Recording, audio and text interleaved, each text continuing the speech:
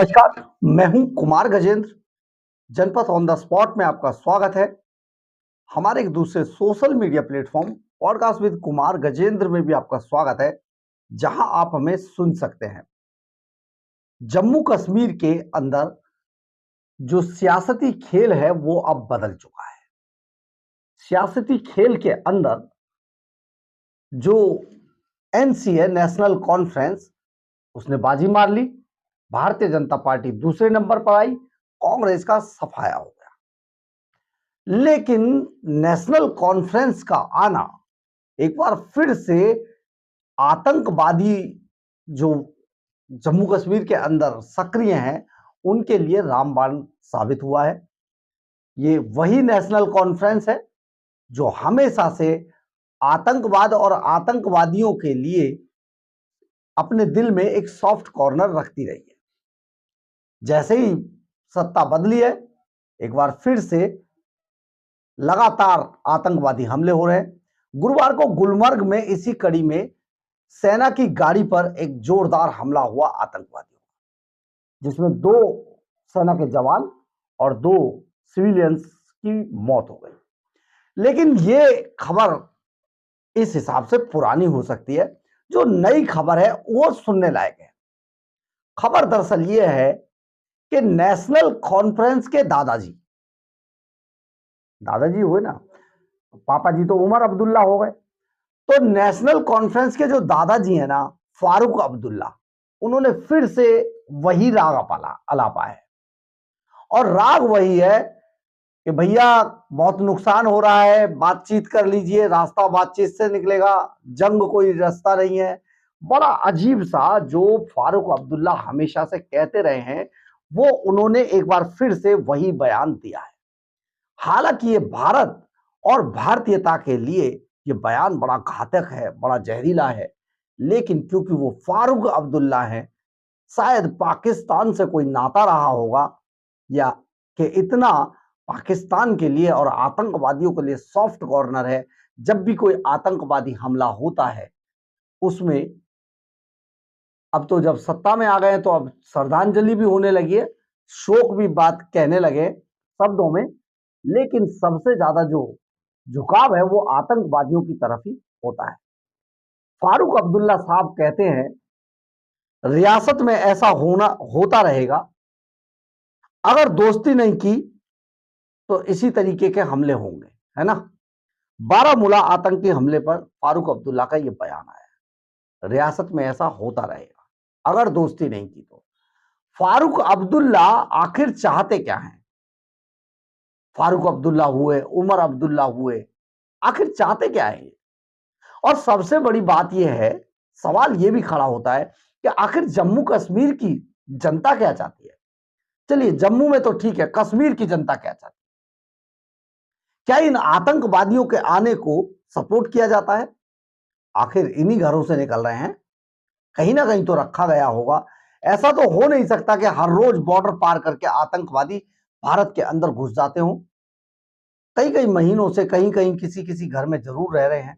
यानी कि जम्मू कश्मीर के अंदर बहुत सारे लोग अभी भी ऐसे हैं जो इन आतंकवादियों को सपोर्ट करते हैं। अगर फारूक अब्दुल्ला सरीखे लोग खुलकर मीडिया में ये कह सकते हैं कि रियासत में ऐसा होता रहेगा अगर दोस्ती नहीं की तो ये सचमुच बहुत दुर्भाग्यपूर्ण है। और इस तरीके के बयान अक्सर फारूक अब्दुल्ला देते रहे। हालांकि अब सत्ता में आने के बाद उमर अब्दुल्ला ने अपनी जबान को संभाला है और अभी वो बहुत संभल के बोल रहे हैं, लेकिन फारूक अब्दुल्ला हमेशा की तरह फिर से इसी तरीके की भाषा का इस्तेमाल करने लगे हैं। सबसे बड़ी बात यह है, सत्ता में पार्टी कहीं सत्ता में नहीं थी तो कोई सुनवाई नहीं थी, तब भी फारूक अब्दुल्ला की अकड़ इसी तरीके से चलती थी। पाकिस्तान के लिए सॉफ्ट कॉर्नर लिए घूमते थे, कई टीवी चैनलों पे बड़े हावी होने की कोशिश की। लेकिन अब सत्ता में भी है उनकी पार्टी, तो इस तरीके की भाषा एक बार फिर से फारूक अब्दुल्ला की सामने आई है। दरअसल जम्मू कश्मीर के गुलमर्ग में गुरुवार को किए गए आतंकवादी हमले में गंभीर रूप से घायल 2 जवानों ने दम तोड़ दिया। इसके साथ ही हमले में जान गंवाने वालों की संख्या बढ़कर 4 हो गई। 2 सिविलियन है, 2 जवान है।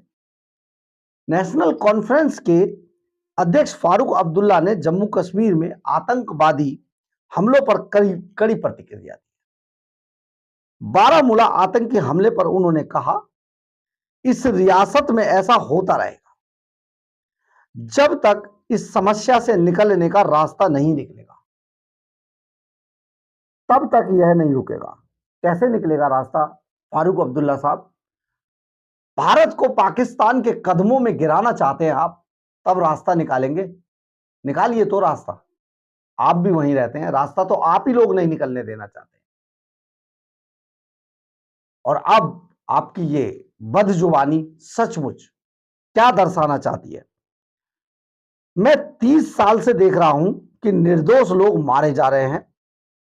फारूक ने कहा कि हम पाकिस्तान का हिस्सा नहीं बनने वाले हैं, तो वे ऐसा क्यों कर रहे हैं? हमारा भविष्य बर्बाद करने के लिए उन्हें अपने देश को देखना चाहिए। उन्होंने कहा, मैं उनसे फिर अपील करता हूं कि वे इसे रोकें और दोस्ती का रास्ता खोजें। अगर दोस्ती नहीं की गई तो भविष्य बहुत मुश्किल में होगा। मैं इस घटना में मारे गए लोगों को श्रद्धांजलि देता हूं।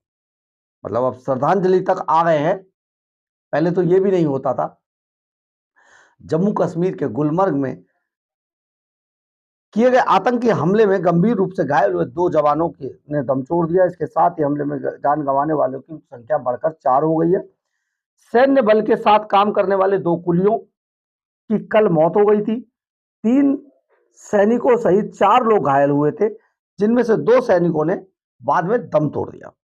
इसी उत्तरी कश्मीर के बारामूला जिले में गुलमर्ग से 6 किलोमीटर दूर आतंकवादियों ने सेना के एक वाहन पर हमला किया था।